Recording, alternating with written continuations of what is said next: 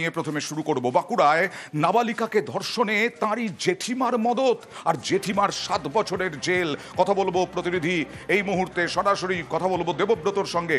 দেবব্রত, পরিবারের জেঠিমা নাবালিকার ওই শিশুকে ধর্ষণে মদত দিয়েছিল, কবেকার ঘটনা আর কি সাজা হলো?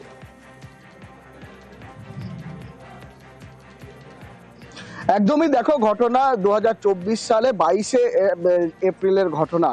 সেই সময়কার ঘটনা যেখানে এক পরিবারের লোকের কাছে নাবালিকা কন্যা সুরক্ষিত নয়, তবে সমাজ তাকে কি সুরক্ষা দেবে? তার জেঠিমা, মাতৃসম জেঠিমা, তার কাছেই সে সুরক্ষিত নয়।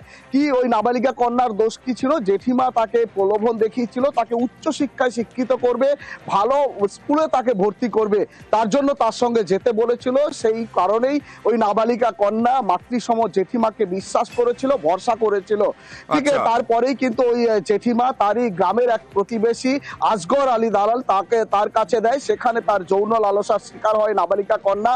তারপর 24 পরগনার এক বাসিন্দার কাছে তাকে বিক্রি করে দেওয়া হয়। সেখানেও দীর্ঘদিন ধরে যৌন লালসার শিকার হয় ওই নাবালিকা কন্যা।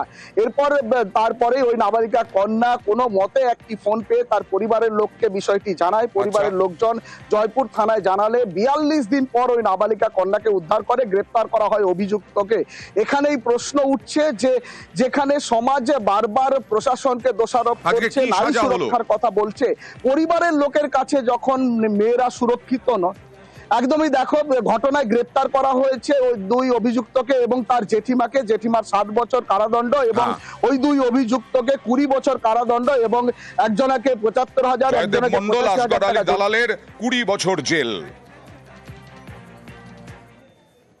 2024 সালে যে একটি নাবালিকা 13 থেকে 14 বছর বয়স, সেই মেয়েটিকে তার জেঠিমা প্রভোগ করেছিল যে তোমাকে ভালোভাবে পড়াশোনা করাবো, কিন্তু তখন সে বুঝতে পারে না যে জেঠিমা তাকে নিজে এরকম করে একটা অসৎ কাজের সঙ্গে তাকে যুক্ত করে দিল। পারুল মল্ল মেয়েটিকে 7 বছর তাকে জেল দেওয়া হয়েছে ওই মেয়েটিকে নিয়ে জানার জন্য, আসগর আলীকে 20 বছরের জন্য এবং জয়দেবকে 20 বছরের জন্য কনভিক্টেড করা হবে, তাদেরকে শাস্তি দেওয়া হবে।